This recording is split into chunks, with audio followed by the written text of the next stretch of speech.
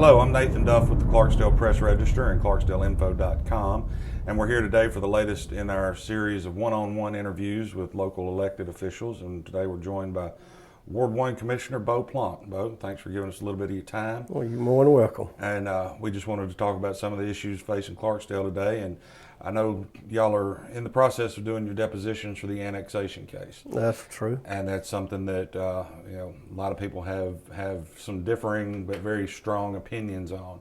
Why don't you tell us a little bit what you can about where the proceedings are with the annexation and what the city's position I'll is? be glad to. Like I said, when we finish this interview, they were waiting on me downstairs to go in and do my deposition. It's nothing new. This has been going on for a while. It's been going on probably for the last 10, 15 years. But it's done in stages. And right now, we're in the second part of the stage to annex another growing subdivision of Clarksdale.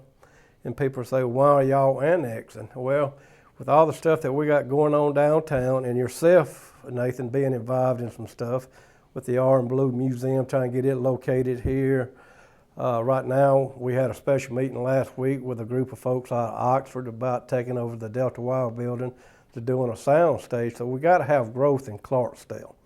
And if we're going to have growth in Clarksdale, we got to expand. Well, where do you expand? You got to expand with open places. Right now, the part that we're trying to take in all the way around Clarksdale is to make sure Clarksdale grow and would be feasible for the next at least 15, 20 years looking down the road. If Clarksdale, now this is my opinion on, if we are going to survive, it's going to have to be on tourism, and it's going to have to be on the film industry, things that we can bring in for people to bring money in. Every city in the United States are looking for industrial, or looking for people to come in and open business. Here in Clarksdale, we want it, but be honest with you, we cannot compete with other towns as far as that because we do not have the education background. Right. People are here with the education. We have the people, but we don't have the education expert.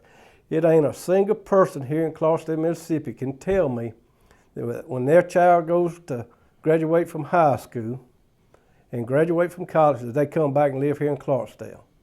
They don't. There's no jobs here. Every person, I'm 52 years old, and it took me a lifetime to make the money that I'm making now, to start off at the bottom and grow. Yeah. Now, everybody now that goes to college and get a college education has to make $50,000, $60,000, $70,000 a year. Well, the average salary in Clarksdale, Mississippi is about $24,000, $25,000 a year. So no one comes back to Clarksdale that graduates from college, they move on. So you don't have the business coming here because every business now that is developed, you got some type of technology that you got to comprehend and read and think off the seat and move on. Well, we got the people, but we don't have the technology. So for this city to survive, the people that is here got to look for new ways, new direction to bring income in instead of people going out. So we got to be able to develop our community to sustain us for the next 50 years to 100 years. In order to do that, we got to expand. Clarksdale right now, we got a program been going on for the last 4 years since I've been here on the board. We're tearing down dilapidated houses. Okay, most of the houses that we've tore down, you cannot go back and build on because of the square footage of the lot. The old shotgun house, you cannot, by the policy and ordinance, you cannot go back and build a house on now. Okay. So we're trying to tear these property down, clean the lots up, and make Clarksdale look beautiful. We're trying to clean the city up within. We're doing it ourselves. We're asking the community. We're doing it through grants. And right now, the federal government is having a hard time making budgets. So the grants that was out there are dying up again. Everybody, every community is trying to get grants. You look at Detroit and Michigan, I mean, people are moving out.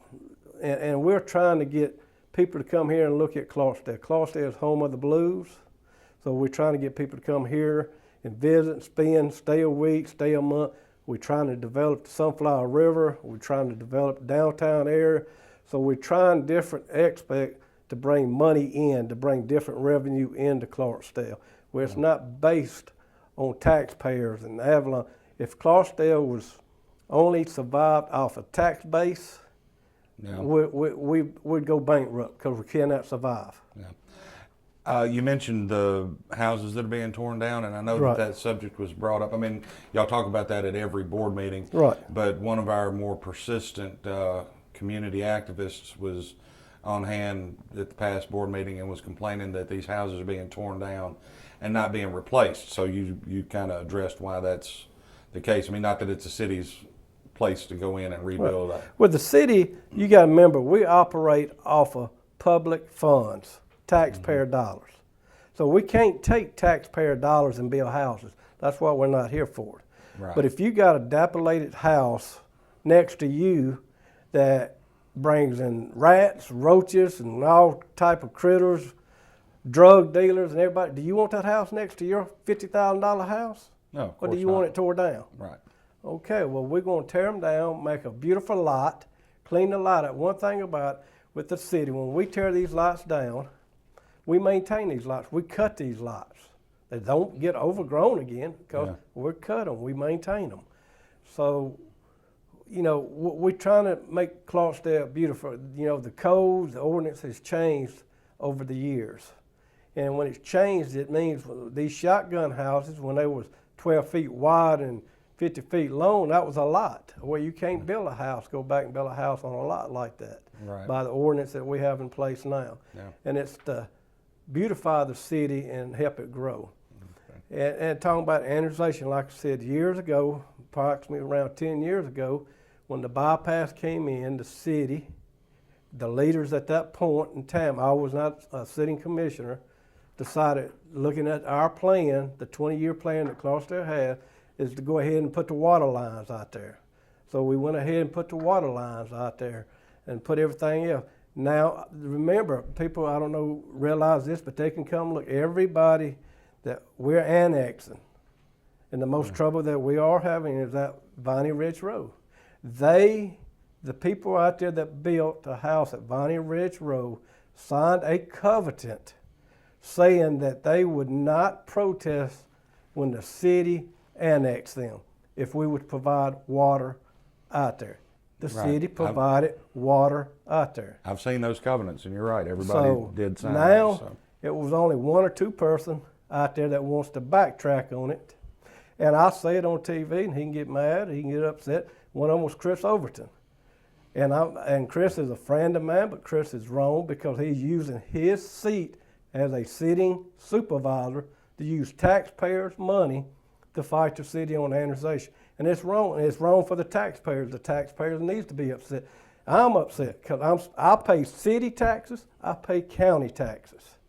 And we're fighting each other with our own money, and only the lawyers is making the money, not the taxpayers. Well, and that's a sentiment that I've heard from a lot of people because I'm in the same boat as you. I live in the city. I pay both taxes. But like I said, the folks signed a covenant, and anybody is welcome to come and look at everyone's signature. Everyone that built a house on Viney Ridge Road signed a covenant saying they would not oppose annexation if the city would run water out there. The city did its part. No. Now, that was over 5-7 years ago. We are just now starting to annex because not just Viney Ridge, all the way around Clarksdale. Right. I mean, the maps that I've shown show areas all surrounding the city limits, but the areas that have population in them are the Viney Ridge Road, the Cypress Ridge area, and then there are a few houses down 49. Not only that, like I said, the city got annexed because, like I said, right now with what the city's planning on the next 10 years, 15 years, if everything, we got our fingers crossed, toes crossed, and a lot of hard people working. We get this R&R Blues Museum. It's going to bring jobs here. We get the sound studio out there at the Delta Wire. It's going to bring jobs here. People want to build houses. So where are they going to have to move to build? They're going to have to move to places like Viney Ridge Road and out there and the surrounding area of Clarksdale. Unless they want to take a lot here in Clarksdale, and based on the type of houses that are being built now, they couldn't be built on a lot here in Clarksdale that we got, the vacant lots. If you look at some of these $75,000, $100,000 homes are being built, you're not going to build a $100,000 home by a $50,000 house. because that's going to bring Usually your property down. Right. So, you know, the value of houses and the way they're appraised is based on your neighborhood and the houses around your neighborhood. So you're not going to go on School Street on an empty lot and spend $100,000 next to a $50,000 house because you're throwing your money away because you never will recoup your money. So you got to build it in subdivision that has those type of structures. Right. So we're looking at the long run range of Clarksdale for the next 10, 15 years. Right now, everybody's upset. Like I said, I'm 52 years old. I got maybe 2 years left on this board. If I'm reelected, I'm going to run again. Okay. But if I'm reelected, I'm going to do the best I can. But what I'm saying right now, I honestly got to make the best decision for the next 10 or 15 years of Clarksdale. What is best for Clarksdale? Not best for me or other people that I know. And like I said, I got some friends that are upset with me, and some of them now won't even talk to me. Well, you know, that's fine. But I go back and look at their name where they signed that they wouldn't protest. Right. And I look at it and they talk about integrity. Well, let's call integrity on the line. You signed your name, said you wouldn't protest, now you protesting. The way I look at it, every citizen in Clarksdale, Mississippi, in the city limit pays city and county taxes. Yep. Okay. Well, why don't you tell us a little bit about an issue in particular that Ward 1 faces, something that you want to see taken care of? Right now, we're getting Ward 1 up. The last commissioners that was served in Ward 1 done a decent job. I'm trying to bring it up a little bit more, and hopefully that I'll leave it better for the next person. Ward 1 has 3 schools. We got a high school, Coahoma County High School in our ward. We got Kirkpatrick, and we got Hollyburg School. Right now, the complaints that I get, that I gripe about, is people are speeding down these streets in front of these schools. That's why yesterday at the board meeting I brought up about the safety stops. Right, you know, speed bumps. Speed bumps. People don't want to stop for a stop sign. You know, police will get you for what they call California rolling stop, where you roll up and look and keep going, you don't stop. Mm-hmm. So we're looking at maybe, you know, that I'm pushing for, maybe put these speed bumps at these stop signs where people are going to stop, where they don't roll. Is it a safety hazard? You know, I want to look at doing it around the schools and high traffic area where we have a heavy problem of people speeding. Okay. We'll put them down, maybe it slow them down or whatever, because one thing about it, it's been judged. If a car is doing 10 miles an hour, you're not going to knock your front end out and you're not going to tear your front end of your car up. If you're doing 30 and 50 miles per hour and you hit these, you might do some damage to your car. So we got to look at it that way. So if a person tear their car up, first of all, that's going to tell us that you're speeding. Second of all, if you go to a lot of other places, is put cameras up. And what I'm saying by putting cameras, not to say people guilty or wrong, but if we put a camera up at a stop and you run the stop sign and you got one of the speed bumps up and you tear your car up, you can't come back and say, I wasn't speeding, because we'll clearly have tape saying you didn't even bother to stop. Yeah. So you're not going to become to us, well, I stopped and I tore my car up. So we're going to look at it in a sensible way. It's going to cost a few dollars, but in the long run, people say, well, you know, they're wrong, they just can't holler. The city gets a lot of fraudulent lawsuits against us. And one thing that I have pushed for is for every lawsuit brought against us that we turn around and fight it and carry them back to court and let them prove it. And if we win our case, then they pay us damage for our time.